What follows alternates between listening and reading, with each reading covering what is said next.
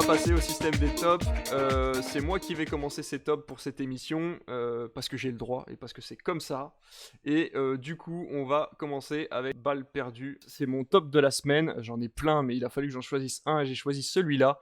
Pourquoi ? Parce que c'est un projet plutôt intéressant, c'est un projet français qui a été mis en place par Alban Lenoir et le réalisateur dont je ne me rappelle plus le nom, je n'ai pas bien fait mes devoirs. Voilà, c'est un film du coup plutôt branché action, avec un homme qui se retrouve en prison après avoir braqué une bijouterie avec une voiture modifiée, et un gars de la BAC, non, un gars de la crime vient le chercher du coup pour modifier les voitures pour pouvoir arrêter les go fast qui ont pris une longueur d'avance sur la police française, et donc il se retrouve à devoir faire du conditionnel en aidant les policiers, du coup, à modifier les voitures, et on se retrouve avec une affaire de flic tué dans l'histoire, et voilà, donc il y a toute une... Je vais pas en dire plus, puisque je ne veux pas vous spoiler, et j'ai beaucoup aimé ce film, parce qu'avec le peu de budget qu'ils ont eu, ils ont réussi à faire un truc de dingue. Les scènes d'action sont absolument folles, on a vraiment... on sent qu'Alban Lenoir et toute son équipe a réussi à faire un film qui... comment dire, qui sent en fait le film américain des années 90. On a vraiment ce côté Bruce Willis, voilà, Stallone, etc. Les chorégraphies des combats sont absolument folles. C'est plus du côté asiatique par contre, au niveau des cascades, etc. Les mecs se sont vraiment donnés à fond. Au niveau du scénario, effectivement, il peut y avoir un petit bémol au niveau du scénario qui est déjà vu, mais on l'en excusera parce que l'ambiance est vraiment bonne. Et dernière chose, au niveau des décors, on a très peu de décors qui tournent au niveau du film, donc c'est vrai qu'on peut se trouver un petit peu, on va dire, lassé par les décors, mais franchement, le film en vaut la peine parce que c'est une production française moderne et que ça vaut vraiment le coup. Je sais pas si certains d'entre vous l'ont vu. Non, personne l'a vu. Ok, Alors, ben moi, je l'ai pas franchement, vu, mais j'ai vu ouais. le petit commentaire d'Alban Lenoir sur Instagram, je crois, de Critflix quand même. Et ça, Oui. c'est à noter parce que ça, c'est chouette. Ouais, j'avoue qu'Alban Lenoir qui est venu commenter ma publication de Balles perdues, j'ai été voir sur les autres commentaires de Balles perdues sur les autres comptes Instagram et ils l'ont pas eu. Donc moi je dis, on a été bien mis en avant et Exactement. j'étais plutôt content, mais voilà, franchement, allez le voir, Balles perdues, il a quelques mini défauts, mais toutes ses qualités passent outre ses petits défauts parce que c'est un film à la bonne ambiance, et voilà, c'est Duvauchel joue très bien, Ramsey aussi, enfin voilà, tout le monde est à sa place et ça vaut le coup d'être vu, donc allez y jeter un œil. Voilà, alors ça c'était mon top, et ensuite on va passer au top de David, du coup, qui est le documentaire sur la F1, Pilote de son destin, je crois que ça s'appelle. Ouais, c'est ça. Voilà, ben vas-y, parle-nous-en. Alors, Formula One, pilote de leur destin, c'est 2 saisons Netflix de 10 épisodes chacune. Euh, Chaque épisode dure une trentaine de minutes et comme son nom l'indique, évidemment, c'est centré sur la Formule 1. Alors, moi, de base, je suis fan de Formule 1. C'est un sport que j'aime beaucoup. Je regarde régulièrement. J'ai la chance d'être abonné à Canal, qui est le diffuseur en France et qui me permet vraiment de suivre cette passion avec attention. Mais j'avais décidé de ne pas regarder la série parce qu'en tant que fan de F1, je me demandais bien ce qu'elle pouvait m'apporter. Et je me disais que voilà, je suis d'assez près la F1 pour ne pas trop m'immiscer à l'intérieur. Et ce qui est assez rigolo, c'est que c'est un ami à moi qui me l'a très fortement conseillé. C'est un ami qui déteste la Formule 1, qui trouve ça chiant à mourir. Et ça, je peux le concevoir parce qu'on a tous nos goûts au cinéma, comme en sport ou autre. Et en fait, il m'a dit, je suis tombé là-dedans, mais comme dans un soap ou comme dans une série à suspense. Et j'ai été happé par la série. Et je dois bien avouer qu'en fait, ben, moi, je me suis dit, allez, je vais tester. Et ça a été la même chose pour moi. Alors, la première saison retrace la saison 2018 de Formule 1 et la deuxième saison, la saison 2019. Je n'ai pas tout à fait fini la saison 2, mais en fait, je voulais vous en parler ce soir parce que la saison de Formule 1 reprend à huis clos dimanche avec le Grand Prix d'Autriche qui, pour une fois, sera le premier Grand Prix. Enfin bref, il y aura plein de modifications, évidemment, dues à la pandémie mondiale. Mais je vais à tout prix essayer de finir la saison 2 avant dimanche et avant de reprendre la F1. Et vraiment, je la conseille. Alors évidemment, tous les fans de Formule 1 comme moi, je pense, vont aimer. Euh, le seul petit bémol que je pourrais mettre pour les fans de F1, c'est qu'on connaît déjà les ressorts, on sait comment va se finir la course, on sait comment vont se finir les contrats des pilotes chez les uns, chez les autres, mais il n'empêche que de voir toutes les arcanes et tout l'intérieur, c'est hyper passionnant. Et pour les personnes qui n'aiment pas la F1, je vous le conseille vraiment parce que ces conseils viennent de quelqu'un qui n'aime pas la F1 mais c'est suffisamment bien monté.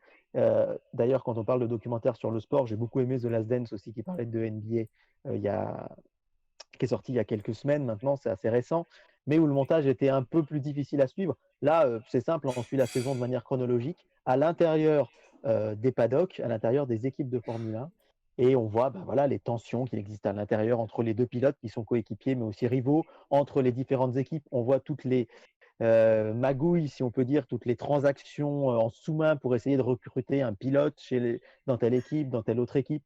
On voit vraiment la tension qu'il y a entre les pilotes et leurs familles, etc. Il y a des moments qui sont très forts, il y a des moments assez dramatiques. Hein. Je pense dans la saison 2, on voit notamment le décès du Français Antoine Hubert, qui était un pilote de Formule 2, qui est décédé le 31 août dernier. Il y a des moments donc, qui sont très forts. Le documentaire a quand même effectivement ce petit avantage sur la fiction qu'on sait que tout ce qu'on voit est vrai, donc on y est encore un peu plus pris au trip, je trouve, par ce qui se passe à l'intérieur. Et vraiment, là, pour le coup, Netflix, ça fait du grand documentaire sportif, mais encore une fois, c'est vraiment suffisamment palpitant pour des gens qui n'aiment pas la Formule 1. Et voilà, je vois qu'on parle dans le chat du film Rush, que j'avais beaucoup aimé, de Ron Ouais, Howard. Il y a très eu très bon Le film Mans 66 qui est sorti l'été aussi. dernier là, dans l'univers du sport automobile également, qui sont des films que j'ai vus avec des gens qui n'apprécient pas forcément la Formule 1, qui se sont laissés prendre au jeu. Et là, voilà, Formula One, c'est une série qui peut se permettre de se picorer parce qu'une demi-heure, c'est assez sympa. 10 épisodes, c'est assez vite vu. Un peu comme quand je vous parlais de Kidding pardon, la dernière fois. Mais voilà, je pense que ça peut valoir le coup vraiment de vous plonger dedans, de regarder ça, de découvrir mon ami là qui a adoré, il regardait ça avec sa copine en mangeant en fait. C'était leur série pendant le repas. Et c'est comme ça qu'ils se sont mis à aimer ça. Et voilà, je vous conseille vraiment, vraiment cette série documentaire de très très bonne facture. Et je croise les doigts, j'ai pas eu d'infos. Parce que je vous ai dit, la saison recommence dimanche. J'espère que Netflix va être dans les paddocks pour filmer la saison 3. Alors, ça va peut-être être un petit peu moins sexy pour eux avec là, la saison reprend à huis clos, pas de public, minimum de gens dans les stands. Mais j'espère vraiment qu'il y aura une saison 3 parce que c'est suffisamment passionnant pour que tout le monde ait envie de s'y plonger.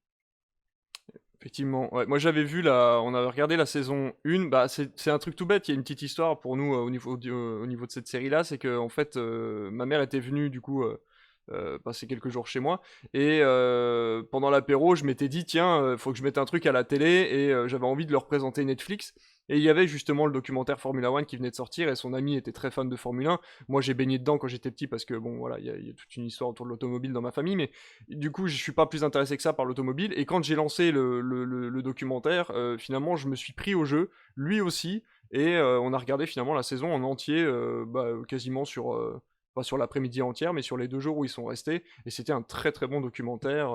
Vraiment, ça prend aux tripes. On voit d'ailleurs la fermeture d'une écurie dans la saison 1, une écurie indienne, je crois, quelque chose comme ça, Exactement, où Force voilà, India, ouais. à cause de problèmes financiers et c'est hyper touchant parce qu'on voit que ce gars-là, c'est un passionné de bout en bout et qu'il n'a pas les moyens de faire survivre son écurie. Et vraiment, il y a de très très bons moments dans ce documentaire. Et effectivement, les films Rush et Mans 66 sont de très très bons films sur l'automobile. Et si vous n'en êtes pas fan, allez les voir parce que ça reste aussi des drames de bonne qualité autour de l'automobile, quoi. Ça peut être un fond plutôt que le sujet principal du film. Merci, merci David du coup pour ce top. On va passer à Hudson et on va du coup remonter dans le temps pour ce top puisqu'on va parler des 400 coups. Qu'as-tu à nous dire autour des 400 coups Hudson?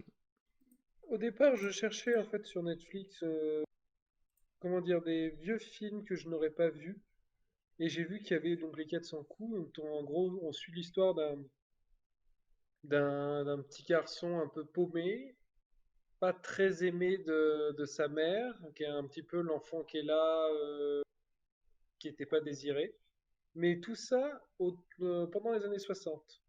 Donc, et c'est très très drôle de pouvoir faire un parallèle en fait avec un petit peu l'époque de maintenant où on se dit ouais les années 60 on est encore après-guerre etc. Le monde était dur et tout ça. Et en fait il n'y a pas vraiment de changement. Alors il y a un changement technologique etc.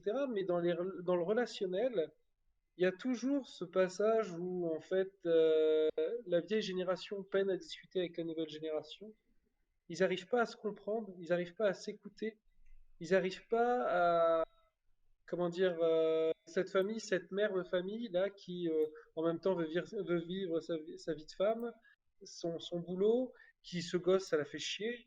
de s'en occuper, de ce père hyper laxiste et pareil, quand ça va pas, bah, voilà, avec la main lourde, ce qu'on a peut-être un peu moins maintenant, mais qu'on retrouve assez dans le film.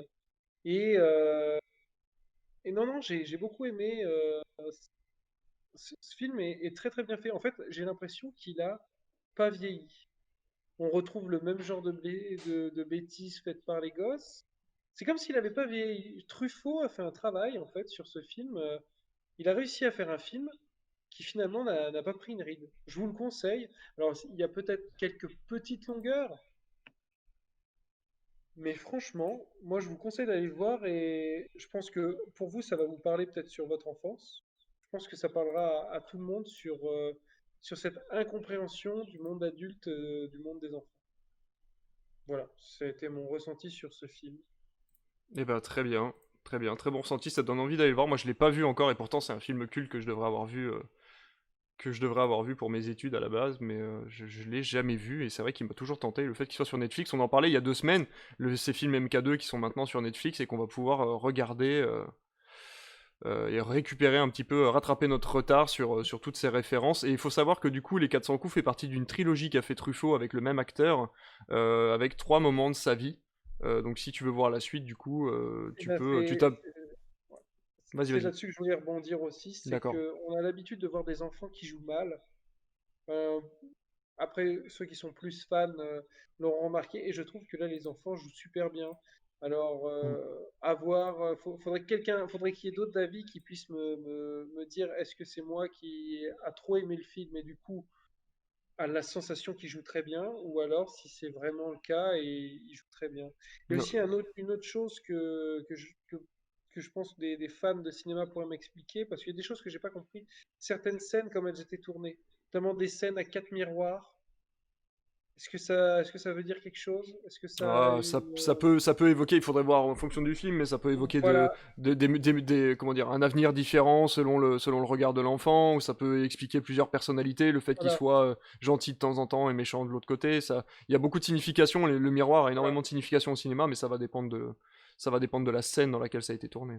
Voilà, comme il y a des scènes qu'on retrouve qui sont cadrées, qui sont quasiment les mêmes, mais cadrées totalement à l'intérieur de la pièce et d'autres cadrées à l'extérieur. Hmm. Tout ça, c'est des choses, je pense que ça veut dire des choses dans le milieu du cinéma, et moi, j'ai pas assez d'expérience, de connaissances pour, pour les, pour les apprivoiser. Et je pense qu'il y a quelques scènes que j'aurais aimé qu'on m'explique du coup, ce Allez, qu'a allez, vraiment voulu dire Truffaut à ce ouais. moment-là. Ouais. Bah, à l'époque, de toute façon, ils ont révolutionné le cinéma. La nouvelle vague est arrivée un petit peu comme un cheveu sur la soupe dans le ciné avec Truffaut et Godard. Et je pense qu'effectivement, il y a des gens comme toi qui sont retrouvés en salle et qui n'ont pas compris certains plans. On comprend la scène, mais on comprend pas pourquoi elle a été filmée Voilà, de telle façon. oui, c'est ce que je veux dire, voilà. Mais on sent qu'il y a, il y a une idée Une de l'avoir filmé comme signification, ça, bien sûr. une signification, et des fois, je l'ai pas saisi, je pense. Et je Et on pense que nous- rien que pour l'histoire du cinéma, c'est vraiment un film à voir et à découvrir qui est dingue. Moi, je l'ai découvert il y a très peu de temps sur Netflix. Et rien que se dire que François Truffaut, qui est un monstre du cinéma, pas seulement français, mais pas seulement de la nouvelle vague, mais du cinéma tout court. Enfin, moi, j'étais super ému rien que de voir les premiers plans. Je sais pas si, enfin, je crois qu'on l'a vu dans la bande-annonce où il fait que filmer. On voit la Tour Eiffel, on voit des toits de Paris, et on se dit, Oui, on est juste en train de voir les tout premiers plans du tout premier film de François Truffaut au cinéma. Vraiment la jeunesse de ce qui allait être une véritable explosion artistique. Et rien que pour ça, c'est un film qui vaut le coup d'œil, je trouve. Ouais, complètement. Complètement. Eh ben écoute, merci Hudson, merci pour ce top. En tout cas, dans le chat, ça a pas mal parlé. Apparemment, Truffaut avait était assez à l'aise avec les enfants et c'est pour ça qu'apparemment Léo jouait très très bien à l'époque et je pense qu'il avait quand même un certain talent aussi puisque dans les autres films il joue également très très bien. Et on nous conseille le making of des 400 coups du coup, qui sera peut-être à voir un jour ou l'autre. Et encore une fois, on repart les documents physiques, puisque c'est pas sur Netflix que vous trouverez le making-of des 400 coups, mais bien sûr sur le DVD ou le Blu-ray, si ça vous intéresse un jour. On va passer du coup à toi, Lucius, et on va Oui, parler du coup de effectivement. Room. Vas-y, que peux-tu nous dire sur Room? Alors, Room, donc c'est pas un film très récent, même s'il n'est pas très vieux non plus. Il date de 2016, si je dis pas de bêtises. C'est un drame qui raconte notamment une vraie histoire qui se passait réellement. Excusez-moi. Euh, en gros, c'est l'histoire d'une mère donc Joy et de son enfant Jack, qui sont séquestrés par un mari détestable. Voilà.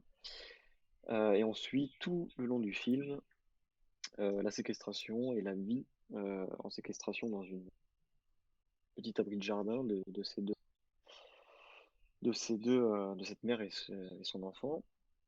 Et son enfant qui n'a jamais vu le monde extérieur puisqu'il est né d'un viol par le père face à sa mère.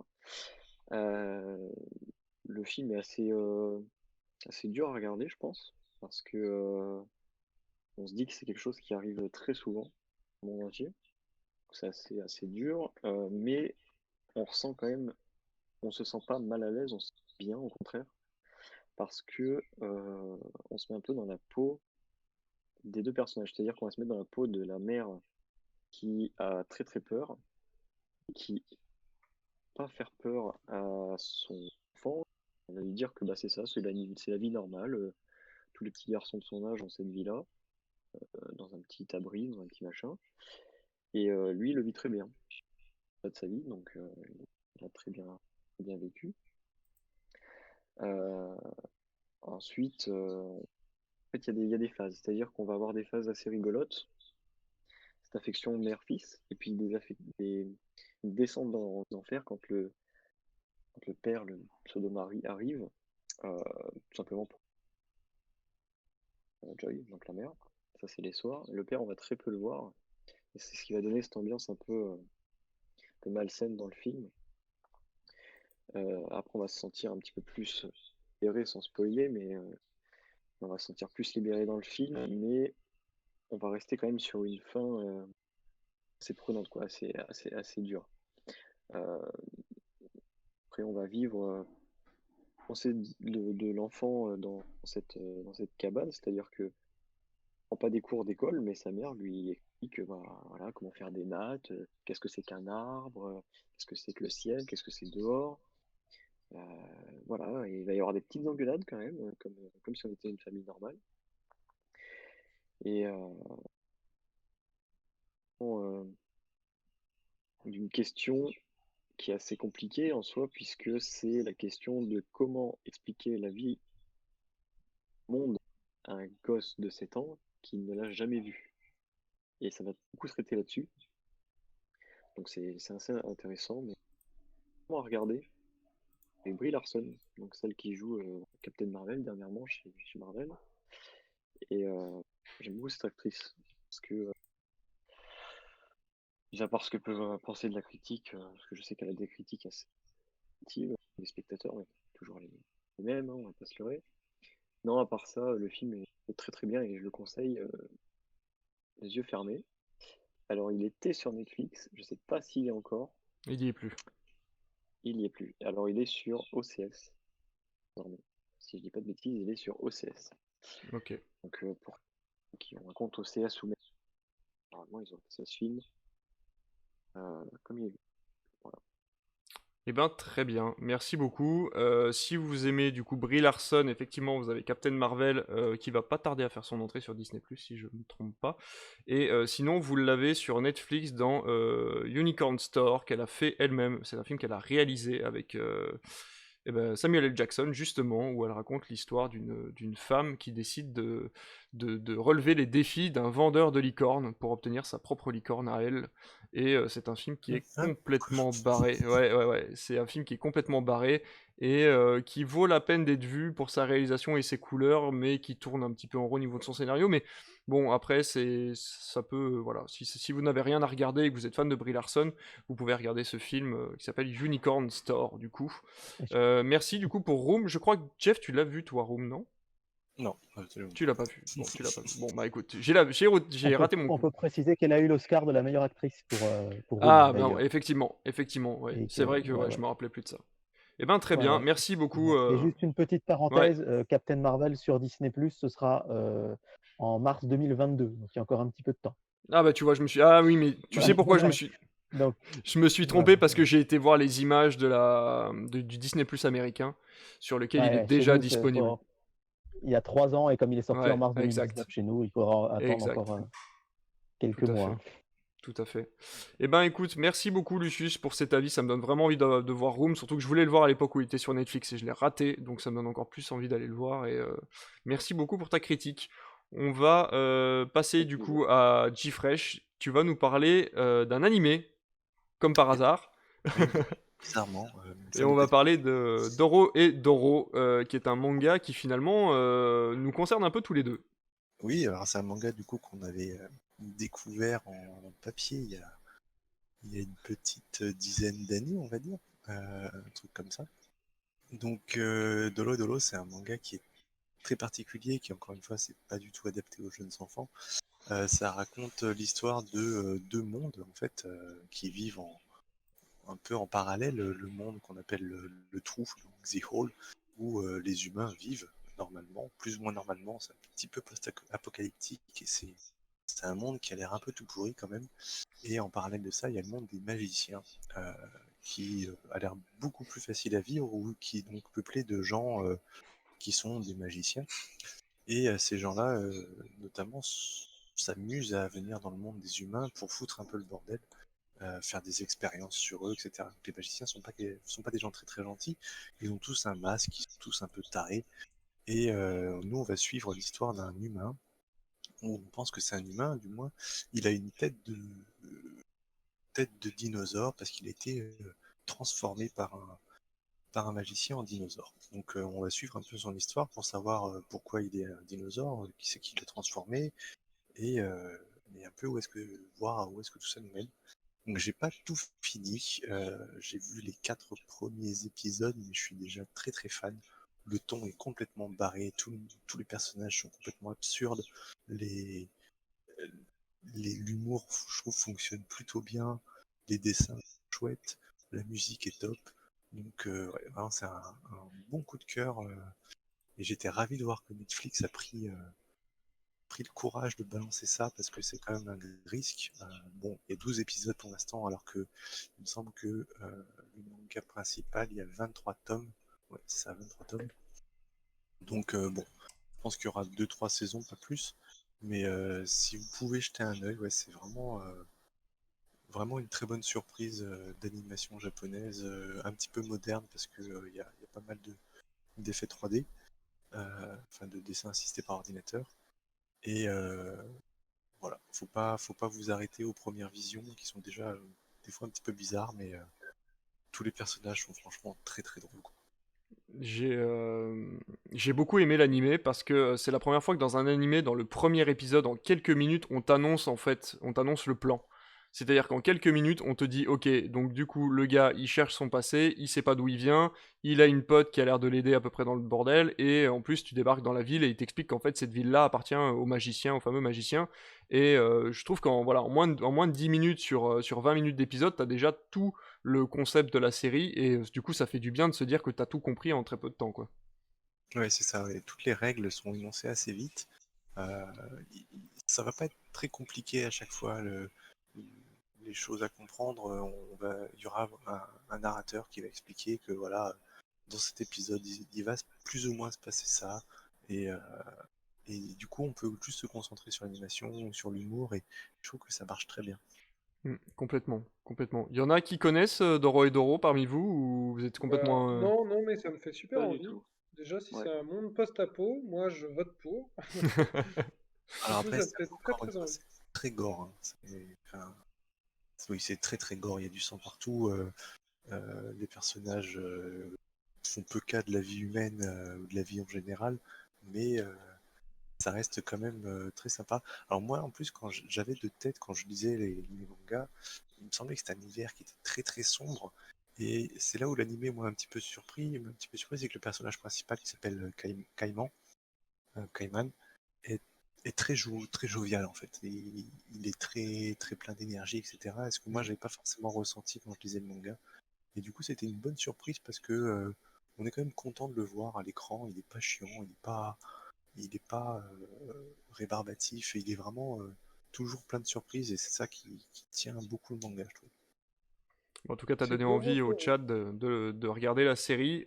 C'est une série de 10 épisodes, je crois, hein, pareil, donc c'est de l'animé 12, voilà, donc 12 épisodes de 20 minutes. On est sur un animé au rythme à peu près classique, en espérant qu'il y ait peut-être une suite. Je sais pas où s'est terminé le manga. Moi, j'avais acheté les 2 ou 3 premiers tomes, mais effectivement, il y avait ce côté un peu glauque. J'avais plus souvenir de l'humour de la série, alors qu'encore une fois, dans les 5 premières minutes de l'animé, on a quand même deux trois vannes un peu glauques ou beaucoup d'humour noir, et ça rend super bien à l'écran. Et pour une fois, j'ai trouvé ça assez bien réalisé dans le sens où la 3D reste assez discrète. L'animation assistée par ordinateur est plutôt discrète. On a quand même des dessins par-dessus, que certaines animations sur Netflix parfois sont assez vulgaires dans leur animation au niveau de la 3D. Et je commence à plus trop adhérer à cette nouvelle animation japonaise qui utilise beaucoup la 3D maintenant, hein. Puis en plus, là, dans celui-là, on n'est pas dans le fanservice. La musique, alors bon, on aime ou on n'aime pas. Et moi, à la base, c'est pas trop ma cam, ce genre de musique, mais je trouve que le générique d'intro et le générique de fin Ouais, sont assez cool. ouais, Faut au moins les complètement. écouter. C'est psychédélique. C'est clairement un manga qui se veut psychédélique et absurde sur un fond de gore et de magicien. Et je trouve que ce mélange-là, c'est assez rare et j'ai beaucoup apprécié, quoi. Ok, et ben merci beaucoup. Merci beaucoup pour ces tops, les gars. On va tout de suite passer au flop. On va essayer de faire des flops. On va avoir des flops qui sont de toute façon assez courts, puisqu'on a deux personnes qui ont le même flop cette semaine. Donc voilà, on va tout de suite passer au flop. Si j'arrive à passer ma transi. Tac, les flops. Hop, tac, les flops. Alors, On va pour commencer. ça, Oui, juste un petit truc. oui. Je vais juste, je suis désolé pour le chat et je vais juste passer vocal uniquement, pas avec ma caméra, puisque j'ai essayé de faire quelque chose, ça ne tient pas. Donc la caméra va, et je reviens juste après, mais on va quand même écouter avec ma voix. Fantastique, merci beaucoup. D'accord? À Allez, tout de suite, super. Lucius. Salut. Alors du coup les flops, on va les commencer tout de suite. Ça va être David et Hudson qui vont nous parler d'Assassin's Creed, qui est le flop de la semaine. Assassin's Creed, le film du coup tiré du jeu vidéo d'Ubisoft. C'est à vous. Et me revoilà, désolé. Je sais pas si Bien, tu veux revenu. commencer, David, comme tu veux. Vas-y, je Eh ben t'écoute. écoute, t'étais parti, vas-y. Assassin's Creed, j'étais parti sans vraiment rien attendre du film. Et dès le début, je me suis rendu compte, et ben, que je comprenais rien. C'est-à-dire au niveau scénario, au niveau des idées, etc. Si celui qui regarde n'a jamais joué à un seul Assassin's Creed, il ne comprend absolument rien. Et pour preuve, je l'ai regardé avec ma compagne, qui n'a absolument rien pigé. Mais rien pigé. Rien n'est expliqué. On ne sait pas pourquoi il revient dans le temps, on ne sait pas s'il revient vraiment dans le temps. On comprend rien. Je sais pas si tu veux rebondir là-dessus, David. Du départ, scénaristiquement, je ne sais pas comment ça a été écrit. On comprend pas. Alors, moi, j'ai compris parce que j'ai joué au jeu, mais il n'y a rien d'expliqué à ce niveau-là. Ensuite, l'idée la machine qui nous permet de revenir dans le temps, j'ai mangé le nom. L'animus, oui. L'Animus. Animus. Au début, je me suis dit pourquoi pas cette idée que l'animus bouge en fonction de ses gestes. Je trouvais ça pas mal, mais c'est pareil, il y a un côté Terminator là-dedans. Je sais Ouais. pas si tu vois ce que je veux dire. Si vous voyez ce que je veux dire. Mhm. Terminator, c'est-à-dire que comme s'il avait pris des grappes à des morceaux de film pour se dire bon, mon film, faut que j'attire un maximum de monde. Et là, je vais prendre des objets ou des choses qui ont fait le succès d'autres films. Et ça, pendant tout le film, euh, bah, j'ai remarqué qu'il en a utilisé plein. J'ai d'autres références, là, je les ai notées, mais j'arrive pas à retrouver mon fichier. Euh, il a pris plein de références d'autres films et puis il les a mis dans son film. Comme si je sais même pas qui est le réal, j'aurais dû regarder. Mais comme si on lui avait demandé de faire ce film. Et il s'est dit, vas-y, je prends ça, ça a plu, ça a pas plu, ça a pas plu. Hop, je mets tout ça ensemble et je fais un film. Pourquoi? Ouais, c'est un peu ça. Enfin, moi, en fait, je sais pas vous, mais c'est plus facile pour moi de trouver un top qu'un flop. Et en fait, ce qui m'a fait me souvenir d'Assassin's Creed, parce que je ne l'ai pas vu depuis le moment où j'étais allé le voir en salle, c'est qu'il y a la semaine dernière, ou il y a une dizaine de jours, j'ai vu quelqu'un sur Twitter s'énerver en disant arrêtez de critiquer Assassin's Creed, vous êtes juste des fans c'est un peu ce qu'on disait tout à l'heure, qui disait vous êtes juste des fans qui étaient trop attachés aux jeux vidéo, acceptez de vous en détacher. Si vous n'aviez pas joué à Assassin's Creed, vous êtes obligé d'aimer le film parce qu'il est vraiment génial. Et là, moi, je me suis dit, il y a un problème, c'est que moi, je suis plutôt geek, j'aime beaucoup les jeux vidéo, mais j'ai jamais joué à un Assassin's Creed. Et je reviens exactement sur ce que tu as dit, c'est que je suis allé le voir en salle, je n'ai rien capté du tout, j'ai rien compris. Je me suis senti complètement à la masse à côté du truc. Le film m'a paru d'une longueur inconsidérée, j'en voyais pas le bout. Alors, je suis pas allé le voir dans de bonnes conditions, je sortais du boulot, j'étais fatigué, certes, mais bon, n'empêche qu'il y a des fois où je vais voir des films et je suis fatigué et je me prends une grosse calotte. Et là, j'en voyais pas le bout. Et il n'y a vraiment qu'une seule très bonne nouvelle dans Assassin's Creed, je trouve. C'est que, en fait, c'est le film qui a le plus long générique de fin que je connaisse. Le film était C'est vrai, annoncé à 2h, à c'est vrai. 2h10, je crois. Et je crois qu'il y a 20 ou 21 minutes de générique à la fin, Oui, pour vous dire. complètement, Donc, quand complètement. j'ai compris qu'au bout d'1h50, en fait, c'était fini et que j'aurais pas 20 minutes de plus à me taper, j'ai eu un moment d'euphorie dans la salle de cinéma parce que c'était fini. Mais voilà, j'ai rien compris. Je sais qu'Ubisoft y avait mis un peu des billes, que Fassbender s'est énormément investi et financièrement et dans son rôle, mais j'ai rien à lui reprocher. C'est un acteur que j'aime bien et voilà, mais j'ai rien compris et je me suis vraiment, vraiment profondément ennuyé. Et je trouve que moi, l'ennui au cinéma, c'est quelque chose voilà, auquel j'ai du mal à passer outre. Autant une comédie un peu bébête au scénario concon, mais dans lequel je m'ennuie pas, ça va. Mais alors là, j'avoue que Assassin's Creed, ça a été un long chemin de croix. Fassbender, de toute façon, il est rarement mauvais. Mais là, on lui a en Ouais, plus. C'est là où je l'ai trouvé bon, en fait, dans ce film, parce qu'on lui demande de jouer sans fond. C'est-à-dire qu'il n'y a pas de fond au film. Il n'y a pas de c'est fond. ça. C'est Donc en ça, plus, ouais, complètement. je fais du fond alors qu'il n'y en a pas. Il y arrive, le mec, hein. On voit qu'il est fort. Mais il y arrive. Par contre, les autres acteurs, ils n'y arrivent pas. La nana là, qui le suit, la petite. Cotillard est absolument ridicule dans le film. Enfin, je veux dire, elle n'a rien à foutre là, quoi. C'est Pas du complètement tout. ridicule. Ouais. Et puis elle a rien, on dirait elle est globuleuse tout le temps. Il n'y a rien, il y a pas de masse. Ah ouais, Ok, elle a aucune envie, quoi. Aucune envie. c'est ça aussi qui. Enfin, David, tu vas rebondir sur là-dessus, c'est aussi le manque de charisme des autres acteurs. Complètement.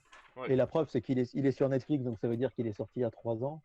D'ailleurs, je crois que je me souviens de qui était le projectionniste à l'époque où j'ai vu le film, puisque c'était il y a 3 ans, et je me souviens qu'il était content aussi de voir que le générique était long et qu'on Oh sortait de la là salle. là, c'était Et horrible, horrible.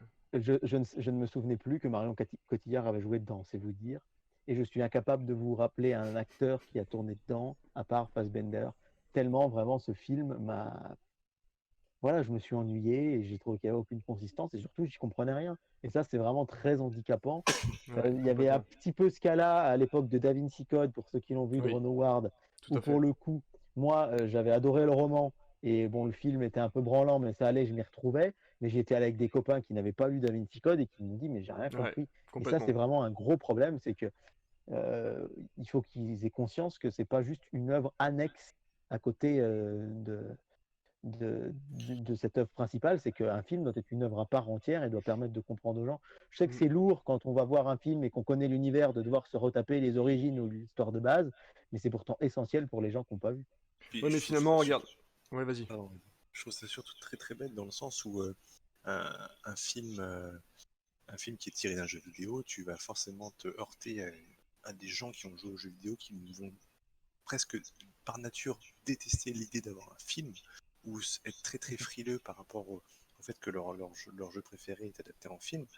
Euh, et du coup, en fait, tu t'adresses à eux en se disant bah, de toute façon, vous avez joué au jeu, donc vous allez aller voir le film et vous savez l'univers. Et, euh, et je trouve que c'est assez paradoxal dans le sens où si tu es un tant soit peu intelligent en tant que producteur, etc., tout, tu te dis quand même ceux que tu dois séduire, c'est pas ceux qui ont aimé le jeu, c'est aussi les autres, quoi. Donc ne C'est ça. faire un scénario qui a pas, je l'ai pas vu le film, hein, mais faire un scénario où quelqu'un qui n'est pas dans le jeu comprend rien, ouais, c'est une Bah, erreur pour, qui est assez fatale, je pense. Pour expliquer un petit peu le scénario, pour ceux qui connaissent ou connaissent pas Assassin's Creed, c'est l'histoire d'un gars du coup qui se fait kidnapper. On lui explique par A plus B en 2 secondes qu'en fait, en gros, il va se retrouver avec un truc dans la colonne vertébrale qui va lui permettre de voyager dans le temps et de revivre un petit peu ce qu'a vécu ses ancêtres.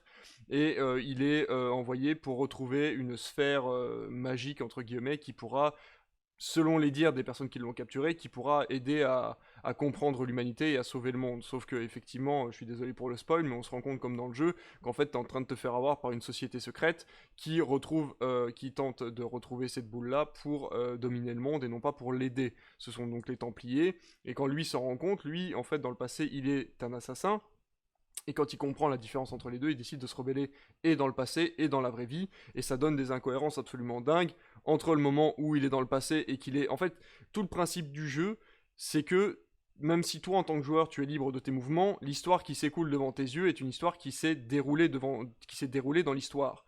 Et le problème d'Assassin's Creed, c'est que lui arrive à changer le passé dans l'animus, il arrive à changer ce qui s'est passé pour pouvoir s'en libérer et aussi le faire dans la vie réelle. Et donc, du coup, ça n'a aucun sens, que ce soit pour un fan ou pour quelqu'un qui n'a jamais joué à Assassin's Creed, de se retrouver face à une machine qui peut être modifiée à la Matrix, alors que finalement, elle est juste là pour te faire revivre les instants de tes ancêtres. Et c'est là que le film est complètement incohérent, en plus d'avoir un montage absolument affolant qui ne veut absolument rien dire, quoi. C'est ça. Ça, c'est pas expliqué, hein, ce que tu dis. Hein. Oui, en plus, tout ça n'est pas expliqué, c'est-à-dire que tu dois te faire ta théorie toi-même en tant que fan d'Assassin's Creed, et si tu n'as jamais joué à Assassin's Creed, bah tu te retrouves sans info, quoi. Ouais, Il chope surtout le que mec, il chope le mec, il le fout dans la machine, et Mm. il lui explique que dalle. Ouais. Et t'as pas un reliquat d'explication avant 20 ou 25 minutes. Ouais, complètement. Ah non, mais Ah, le film Assassin's Creed, c'est ce qu'on appelle une fausse bonne idée, quoi. C'est... Ouais, complètement. Ouais, Ubi a pas mis les sous au bon endroit, je pense. Surtout C'est ça. que dans Assassin's Creed, enfin, moi, l'idée que j'avais trouvée très bonne dans le jeu, c'est que justement, tu peux pas, tu peux pas interagir avec le passé. C'est juste que tu Oui, revis tu le passé. revis. C'est Voilà. juste de la mémoire en fait. Mm. C'est l'animus te sert à ça, à retourner dans le passé, C'est ça, dans ça. ta mémoire, et donc absolument pas à changer le cours du temps, ce qui a l'air d'être le cas dans le film. c'est exactement ça. Ouais. Donc déjà rien de base sur l'idée de base du film, ils sont en désaccord avec le jeu et enfin, déjà ton film il est signé quoi, il est fini. C'est le problème quand les accords se suffisent à un bout de papier, en fait. Les meilleures adaptations de jeu, quand elles le sont des adaptations qui se sont déroulées avec l'accord des producteurs et surtout un suivi de la production jusqu'au bout. Et puis avec des gens qui aiment l'univers aussi, qui aiment le jeu Complètement. Ouais, c'est et ça. qui... Enfin, ça se trouve Fassbender, enfin moi c'est un acteur aussi que j'aime beaucoup, il adore le jeu et il a peut-être eu l'impression de s'être fait entuber, Ah oui, quoi. mais complètement. Bah, il était acteur et producteur mais producteur exécutif sur le jeu, et je pense qu'il a pas eu son mot à dire sur certaines choses qui sont déroulées, enfin sur le film, pardon, et il a pas eu son mot à dire sur certaines choses, donc voilà. Bah écoutez, Alors sur ce après, flop-là, ouais, vas-y. on parle d'Assassin's Creed, mais je ne sais pas si vous êtes au courant, mais avant ce film, enfin ce gros blockbuster, il y a déjà eu des films Assassin's Creed avant celui-ci. Oui, il y a eu des courts-métrages, effectivement. Oui. Ouais. Et qui, eux, du coup, étaient plus intéressants puisqu'on vivait la vie d'assassin du père de Ezio Auditore, donc le héros du jeu du 2 et de ses extensions. Voilà. Et c'était, voilà, c'est ce qu'on parlait tout à l'heure, les longs métrages et les courts métrages, bah parfois, les courts métrages sont mieux Mais parce que réalisés, plus intéressants. les courts-métrages avaient été faits directement par Ubisoft, Oui.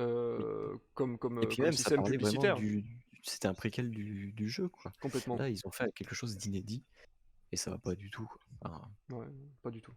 Mm. Bon, ben, je crois qu'on est tous d'accord que ce sera un flop à l'unisson pour Assassin's Creed cette fois-ci.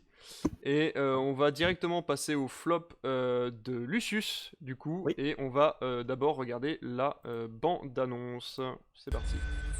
On doit faire face à une invasion massive et une destruction totale.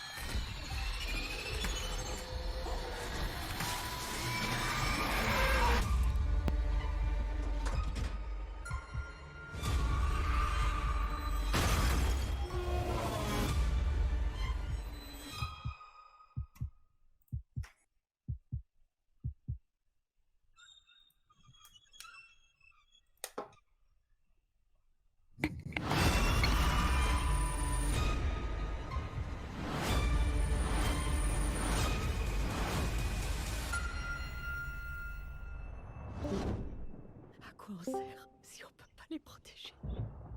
On doit les protéger.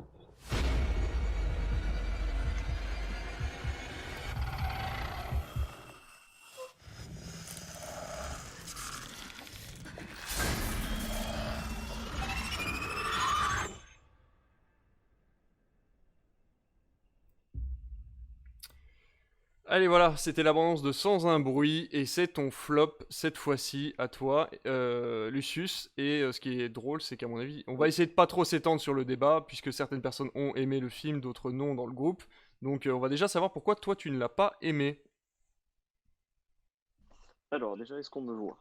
Je Oui, pense on que te oui. voit, oui. Tu es revenu à l'image plus beau que jamais. Voilà. Alors, pourquoi un flop sur celui-ci?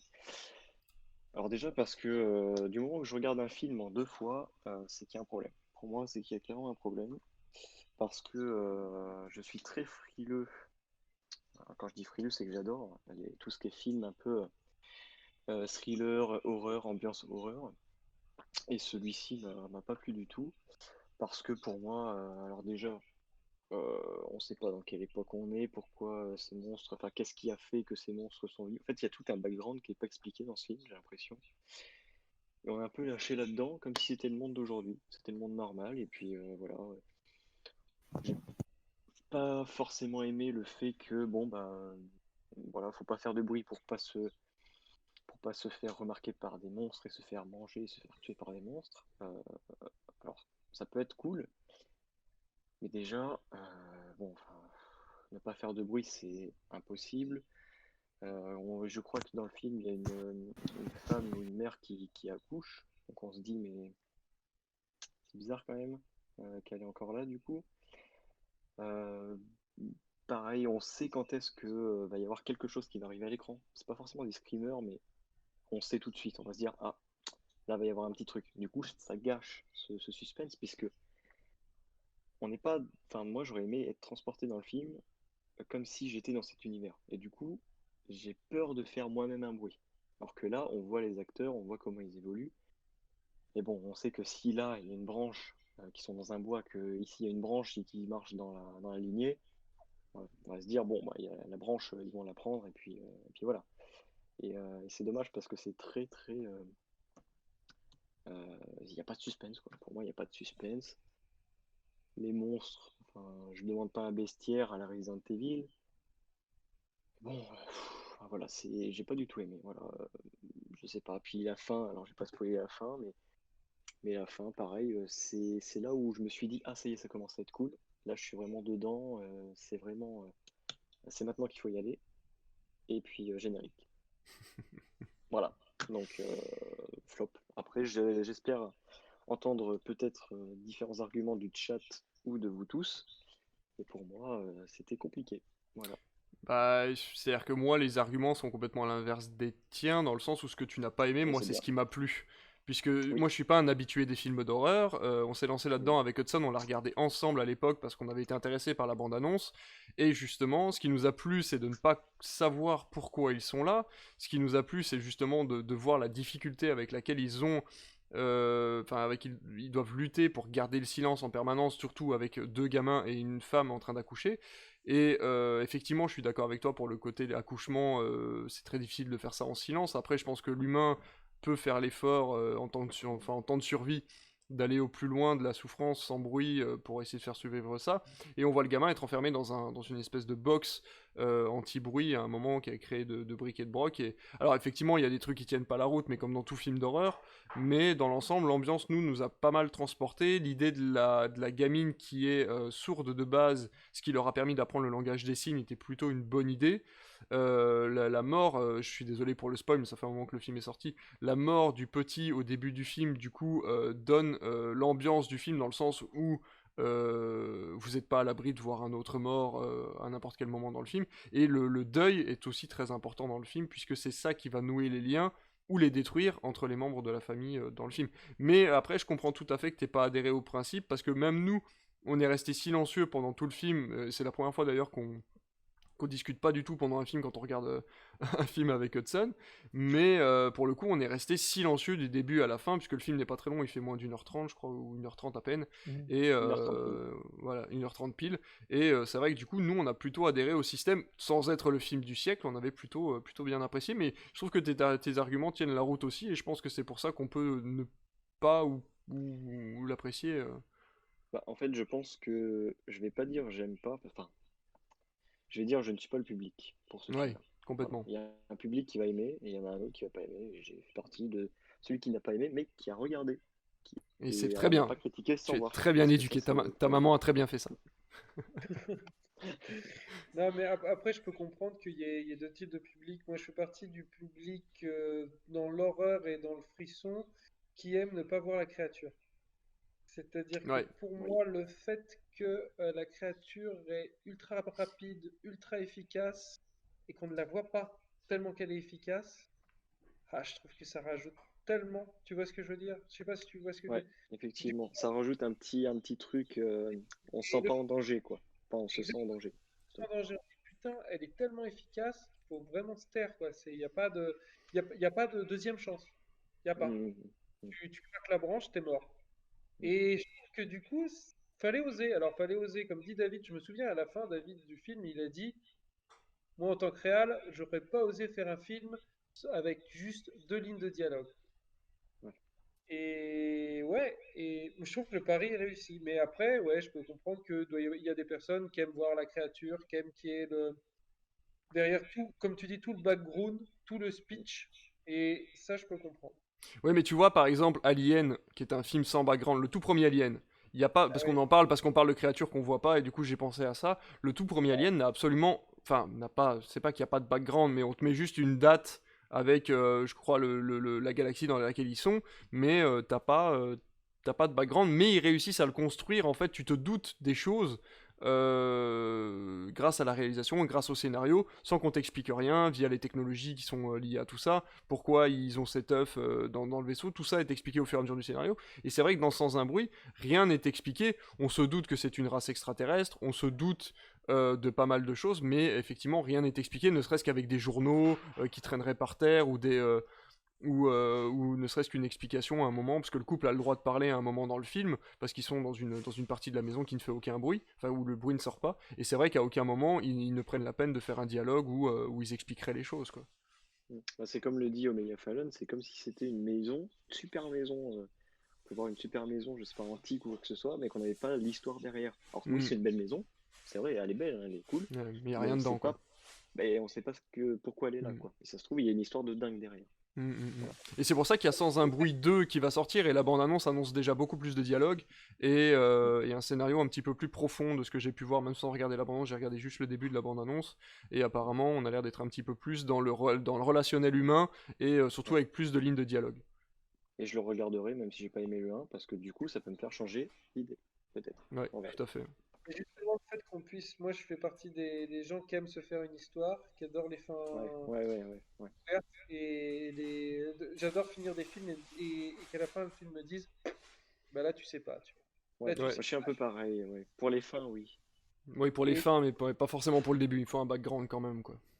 et ouais, mais du coup sur ce film j'ai adoré ça. J'ai adoré ça.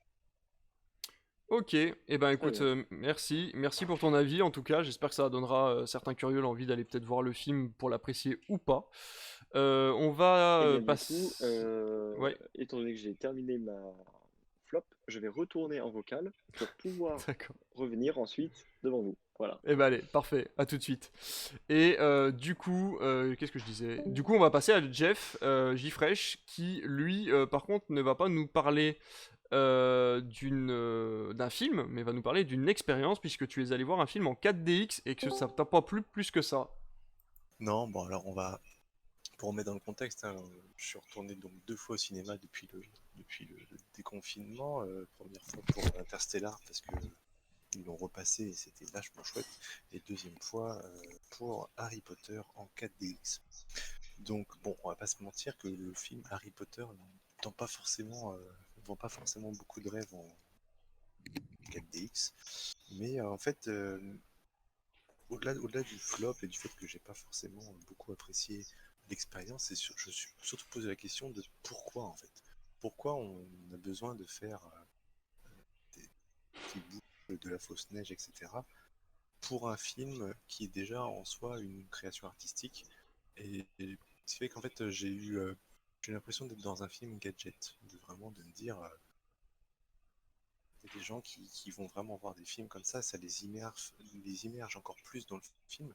Alors que moi j'ai eu au contraire l'impression que fallait que je fasse attention à comment j'étais assis parce que si ça bouge, je vais me faire mal, mon popcorn il va voler. euh, du coup, ça me sortait du film plutôt que de me mettre dedans. Et j'ai trouvé ça assez perturbant. Bon, après, en plus en termes de prix, bon, moi, ça va, c'était un vieux film, donc c'était pas très cher et j'avais jamais testé, donc je m'étais dit pourquoi pas. Mais j'ai trouvé l'expérience globalement peu intéressante pour tout le foin qu'on en a fait, pour j'imagine, les moyens que ça représente pour un cinéma de s'équiper avec des choses pareilles. Euh, voilà, c'était un peu pas une déception parce que quand tu vas à Disney, enfin, ça fait un petit bail que j'ai pas été à Disney, mais j'avais été voir Chérie, j'ai rétréci le public, qui était déjà à l'époque dans un ersatz de 4DX. J'avais trouvé ça assez rigolo. Mais là, du coup, en fait, j'ai l'impression d'aller au cinéma, mais de pas être au cinéma. Je suis pas bien assis à ma place. Il y a du vent et des trucs. Bon, alors oui, ça fait rigolo quand tu te prends toutes les clés de Harry Potter, pendant qu'il est en train d'essayer de chercher ses clés là dans le premier. Avec son balai, t'as l'impression de te faire attaquer toi aussi. Mais c'est là où je trouve que c'est un peu euh, encore plus bizarre parce que moi, quand je vais voir par exemple Harry Potter, je suis pas Harry Potter. Je veux dire, pourquoi moi les Ouais, clés elles m'attaquent? Moi je c'est suis ça. spectateur, je veux juste voir Harry Potter en train d'essayer de sauver la pierre philosophale. J'ai pas envie moi d'être attaqué par ça en fait. C'est comme je m'étais dit putain le chien quand il va m'aboyer dessus, je vais me prendre de l'eau dans la gueule en fait. Et ça ne m'intéresse pas en fait. C'est pas ce que je Ouais. recherche moi dans le cinéma. Et, et voilà, c'est un peu cette réflexion que j'ai eue en me disant certes, j'imagine très bien qu'il y a des gens qui peuvent être intéressés, mais moi, c'est pas trop mon truc et je trouve que ça me casse l'expérience du cinéma. En fait, faut différencier le cinéma et les parcs d'attractions, quoi. C'est ça. Faut pas C'est mélanger ça, les deux. complètement. Mais malheureusement, les cinémas ont été obligés de faire des évolutions dans le cinéma parce Bien qu'il sûr. fallait attirer le public et que c'est comme l'invention de la 3D, ça a été comme l'évolution du jeu vidéo au fur et à mesure des années, c'est que si tu proposes toujours le même produit sur 20 ou 25 ans, au bout d'un moment, le public se lasse et tu es obligé de sortir des expériences comme celle-là, comme les expériences ICE, par exemple au CGR, il y en a à Clermont-Ferrand et dans d'autres villes, où des panneaux lumineux sont disposés sur les alentours de la salle à gauche et à droite dans laquelle tu es, et certains films vont du coup s'associer avec ces couleurs-là pour soi-disant un côté plus immersif. J'ai pas testé, mais de ce que j'en ai vu, moi personnellement, ça me sortirait du film d'avoir des grosses LED qui m'arrivent dans la tronche, en plus d'avoir mon film déjà bien éclairé. Donc voilà, je pense que c'est des expériences qui sont faites pour être vécues en tant qu'expérience, comme tu dis, à Disney, au Futuroscope, où les films sont faits expressément pour ce genre d'expérience. Mais par contre, aller revoir un film qui a été remodelé pour ça, c'est comme aller voir un film qui était en 2D à la base et qui a été remodelé dans un logiciel pour le sortir en Ouais, 3D, alors qu'il n'est pas filmé en 3D du tout à la base. ouais. Bah, Après, déjà pour que. nuancer les propos, euh, j'avoue que par contre, le côté, les mecs qui se sont fait l'algorithme pour que ça arrive au bon moment, etc., c'est quand même très très bien fait. Oui, bien sûr. C'est vrai que c'est très bien chronométré, très bien millimétré. Et sur ça, enfin, c'est vrai que c'est un petit côté quand il neige et que tu vois de la neige tomber dans ta salle, tu te dis waouh. Puis bon, c'est tout quoi. Mais Ouais. mis à part ça, c'est vrai que c'est un Oui, peu c'est difficile. oui. Comme tu dis, c'est C'est gadget, gadget. quoi. Ouais. C'est vraiment gadget, ouais. Alors pour moi, peut-être qu'un film qui va sortir prochainement, alors on n'a peut-être pas encore date, mais qui peut euh, faire une petite innovation dans la 4DX, euh, c'est peut-être les prochains avatars.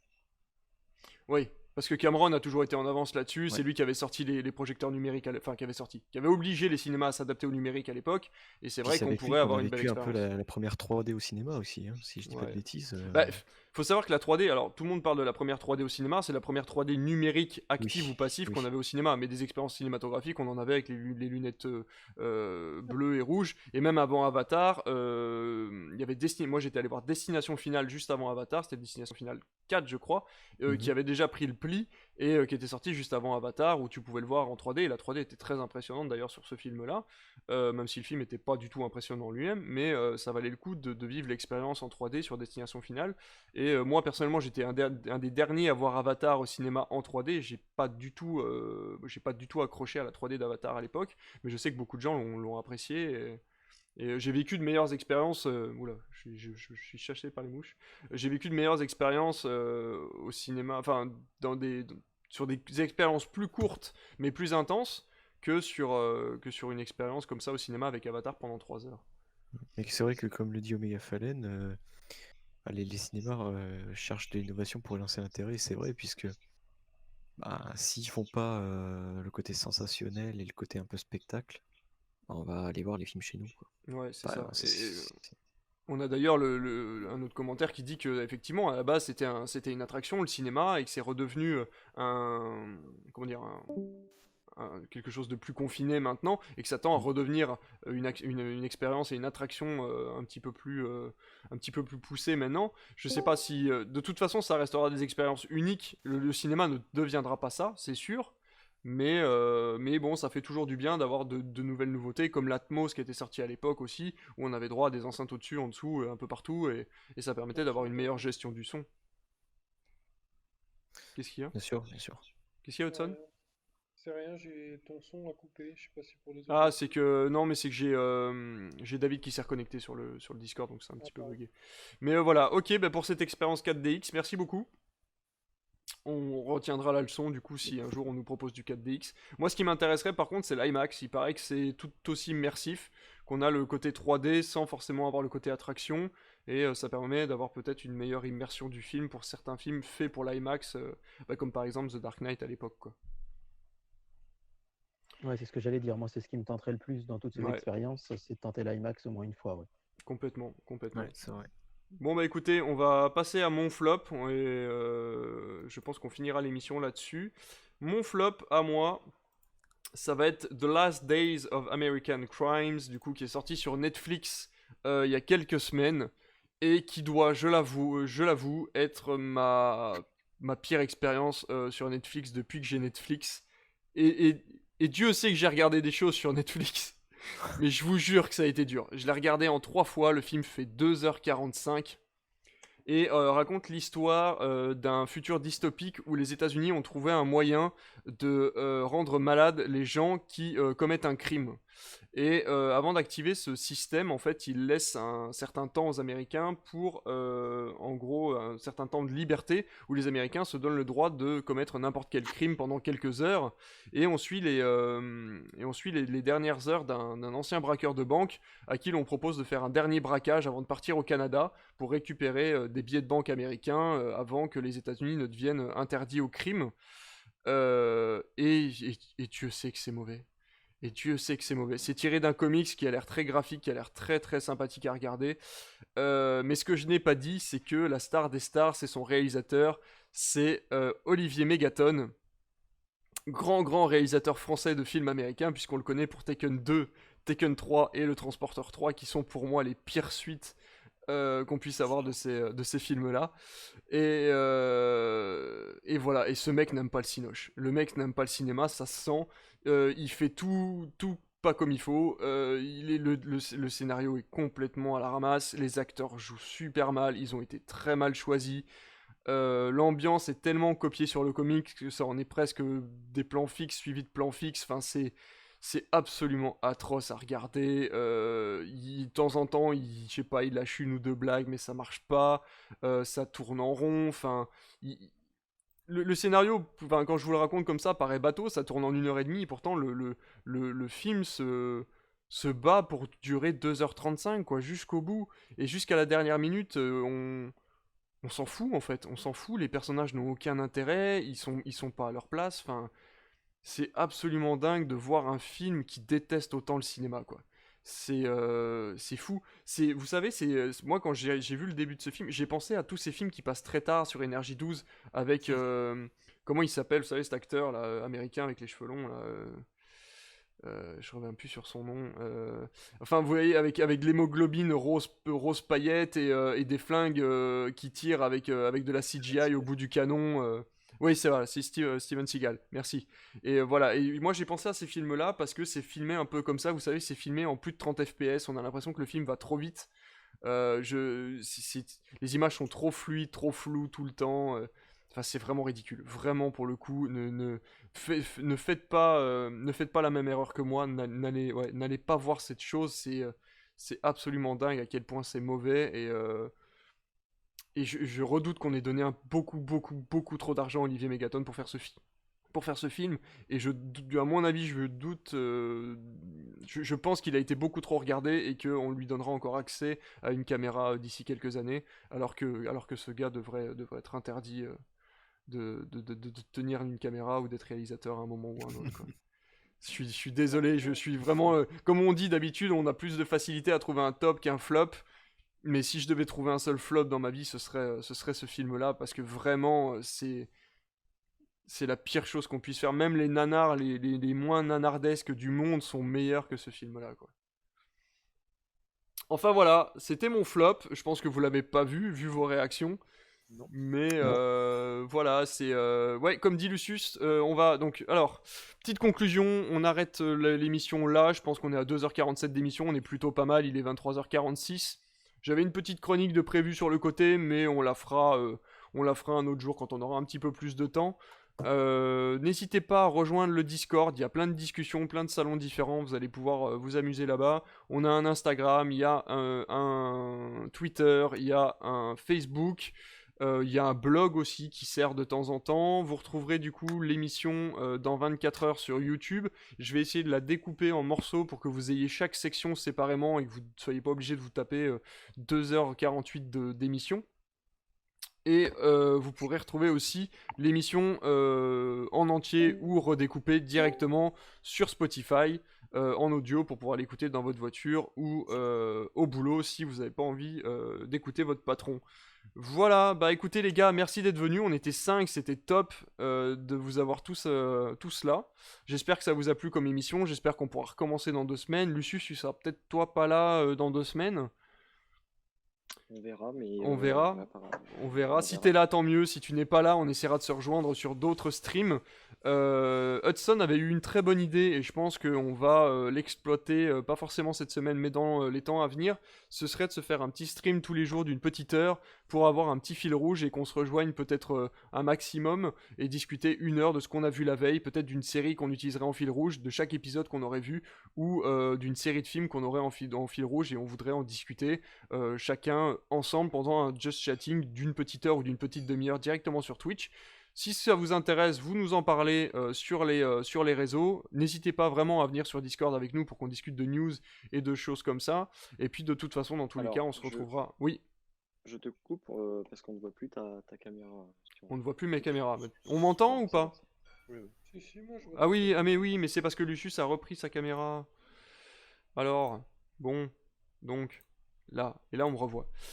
Voilà, et donc du coup, eh ben, merci à tous, merci d'être venus, j'espère qu'on se retrouvera tous dans 2 semaines, et qu'on discutera encore plein de fois de cinéma, de VOD, et qu'on étendra les sujets à 1h30 de news et 45 minutes de top et de flop, et qu'on pourra faire des émissions tout aussi intéressantes toutes les semaines, parce que vraiment, je m'éclate à faire cette émission avec vous à chaque fois, que ce soit les gens du chat ou avec mes chroniqueurs. Donc vraiment, voilà, j'espère vous revoir encore une fois dans 2 semaines à 21h15. Ce sera donc le jeudi, roulement de tambour 16, le jeudi 16 juillet, si rien ne nous en empêche, on fera cette émission. Ah, j'aurai peut-être un veto. Mais voilà, si rien ne nous en empêche, on aura une émission le 16 juillet, jeudi 16 juillet à 21h15. Et je vous attends sur YouTube, sur Discord et sur Spotify pour aller réécouter l'émission ou l'écouter si vous ne l'avez pas eu en entier. Merci à tous les gars, à très bientôt. Merci bien, à bientôt. Allez, bonne soirée à tous. Salut. Ciao. Salut.